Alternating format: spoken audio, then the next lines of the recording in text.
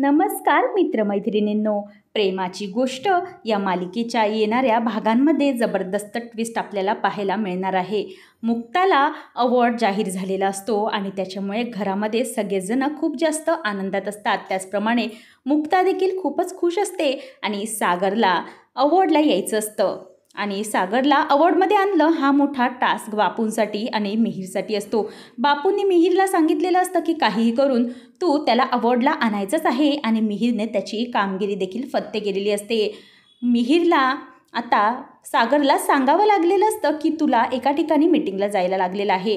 तेव्हा सागरला तो मीटिंगला देखील यायला सांगतो आणि तिथे आल्यानंतर सागर म्हणतो की हे काय आहे, इथे कुठला तरी अवॉर्ड होतो आहे, मी दुसऱ्या ठिकाणी जातो. पण मात्र बापू त्याला पकडतात आणि म्हणतात की चल लवकर. आता मिहीरलाही टेन्शन आलेलं असतं की सागर माझी सगळी कारस्थानं ओळखणार आहे, पण मात्र त्याच्यापुढे कोणताही पर्याय नसतो. आणि तिथे मुक्ताही स्टेजवर असते. सागर येतो आणि बापू त्याला हाताला धरून तिथे बसवतात आणि म्हणतात की गपचूप इथे बस. तेव्हा मुक्ताही सागरला लांबूनच बघते आणि म्हणते की आला हा खडूस. तेव्हा सागरच खोटं खोटं तिकडच्या पब्लिककडे बघून हसायला लागतो. इंद्रा म्हणते की माझा सागऱ्या आला, बस रे बस सागऱ्या, असं म्हणून ती त्याला बसायला सांगते. पण मात्र स्वतः इथे डुलक्या काढायला लागते आणि डुलक्या काढत काढत मध्ये मध्येच ती उठत असते आणि समोर बघत असते. तेव्हा स्वाती तिला उठवते आणि म्हणते की अगं काय चाललंय काय तुझं आई, अगं तू झोपा कसल्या काढतेस, ते बघ की आपल्या मुक्ताला मस्त अवॉर्ड मिळतोय आणि तू इथं कसला झोपा कसला काढतेस, असं ती तिला म्हणते. आणि सई ही तर खूपच खुश असते. मुक्ताईला अवॉर्ड मिळणार या कल्पनेनेच तिला खूप जास्त आनंद आलेला असतो. आता मुक्ताई तिच्या समोर असते आणि मुक्ता अवॉर्ड घेत असताना खूप छान भाषण देते. ती म्हणते की हे जे अवॉर्ड मला मिळालं आहे हे माझ्या घरच्यांमुळे मिळालेलं आहे. ते मला नेहमीच माझ्या कामासाठी सपोर्ट करतात आणि नेहमीच मी त्यांच्यासाठी आणि माझ्या समाजासाठी हे कार्य करत राहणार, असेच कॅम्प मी करत राहणार आहे, असं ती म्हणत असते. आणि सागर विचार करत असतो की किती भाषणेबाजी चालली, ते नुसतं बोर व्हायला होतं आहे. मात्र बापूंचं पूर्णपणे सागरकडे लक्ष असतं. सागरही तिथेच मध्ये मध्ये दुलक्या काढत असतो. बापू म्हणतात की शांत बस. मुक्ताला जेव्हा अवॉर्ड मिळतो तेव्हा जाऊन सई तिला मिठी मारते. आणि या सगळ्यामध्ये आता हर्षवर्धन हा त्याच्या रूममध्ये असतो. हर्षवर्धन हा सांगत असतो की मी एक मजा करतो, सावनी तू बघ आता त्या सागरला मी हळूहळू कसा मारणार आहे ते. आता हर्षवर्धन हा सईला फोन लावतो आणि तो मुक्ताच्या फोनवर तिला मुद्दाम फोन लावतो आणि तो फोन आता सई उचलते. सई म्हणते की बोला ना हर्ष अंकल. तेव्हा तो म्हणतो की बरं मला जरा एक गोष्ट सांग, मला तुला एक प्रश्न विचारायचा आहे गं. तू ना तुझ्या मुक्ताईला जरा विचार ना की तू कोणासारखी दिसतेस, तू तुझ्या मम्मासारखी दिसतेस की तुझ्या पप्पासारखी. तेव्हा मग मुक्ताला येऊन सई विचारते की मुक्ताई मला सांग ना गं, मी कोणासारखी दिसते गं. तेव्हा सई म्हणते की बेटा तू आहेस ना अगदी तुझ्या मम्मासारखी दिसतेस.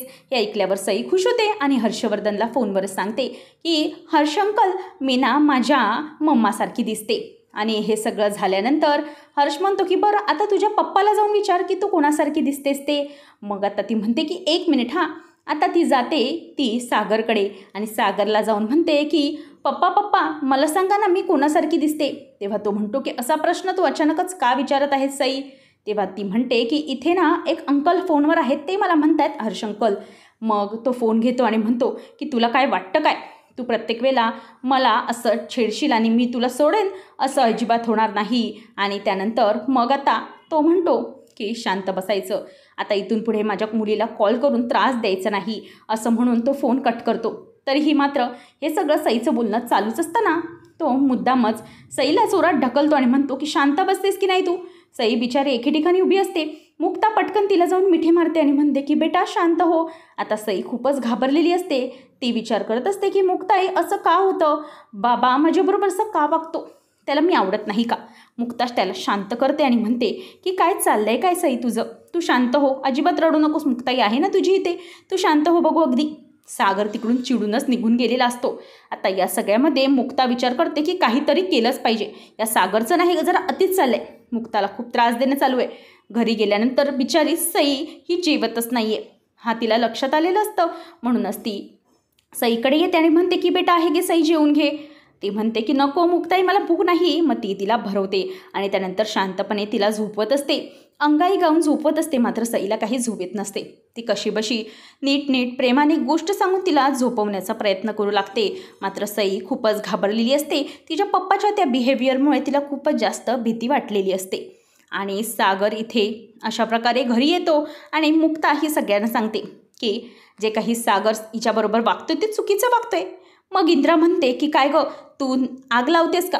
विषय तिथेच विझवायचा तर तू आणखी काडी कशाला लावतेस या सगळ्यामध्ये? काडी लावू नकोस, शांत बस, असं ती तिच्या भाषेमध्ये म्हणते. पण बापूंचं म्हणणं हे पटलेलं असतं. बापू म्हणतात की इंद्रा, तुला काय वाटतंय, तो आपल्या पोरीसंग असा वागतोय आणि तू त्याला वागू देतेस? अगं, ती मुलगी किती लहान आहे, पण तू तिचा जरा तरी विचार करतेस का?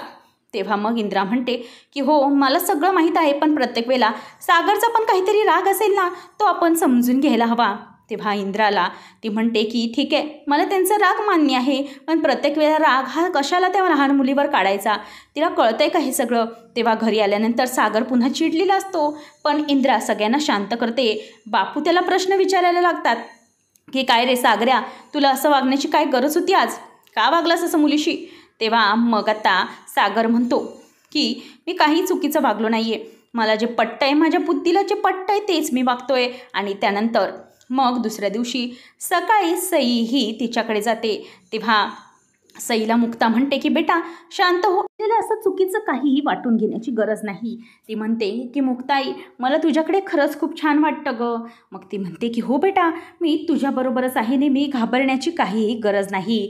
तर अशा प्रकारे आता इथे मुक्ताबरोबर ती वेळ घालवत असते. आणि त्यानंतर मग सागर हा त्याच्या रूममध्ये असतो.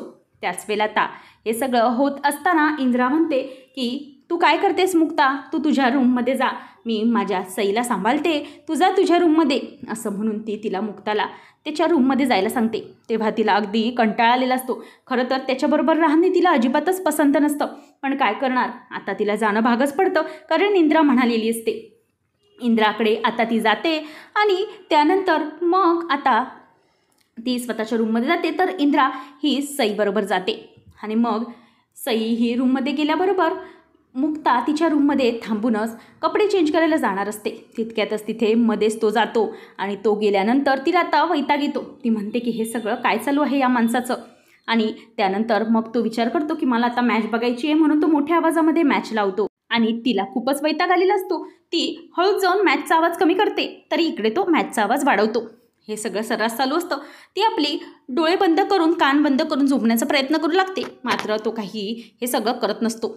तिचं कंटाळवाणं चेहरा बघून तो म्हणतो की झाली हिची सुरुवात झाली, मला माझ्या रूममध्ये प्रायव्हसी देखील नाही. आणि त्यानंतर तो बाथरूममध्ये निघून गेल्यावर मुक्ता मात्र टीव्हीचा आवाज काय टीव्हीच बंद करते आणि रिमोट लपवून ठेवते. आणि या सगळ्यामुळे सागर हैराण झालेला असतो आणि या सगळ्या कृत्यामुळे त्याला देखील खूपच कंटाळा आलेला असतो.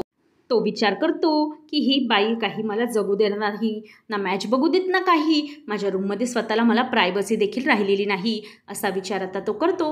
आणि त्यानंतर मग गपचूप जाऊन तो झोपी जातो. अशा प्रकारे शेरा सव्वा शेर बनून मुक्ताने सागरचं तोंड हे बंद करून टाकलेलं असतं. आणि त्यानंतर मुक्ता ही गालातल्या गालात त्याच्याकडे अर्ध्या डोळ्याने बघत हसत असते आणि म्हणते की बघा, आता मॅच बघायची ना, बघा कशी बघायची ते, मी तर मॅचचा रिमोटच आता लपवून ठेवला आहे. अशीच अपडेट्स पाहत राहण्यासाठी आजच आपल्या चॅनलला सबस्क्राईब नक्की करा.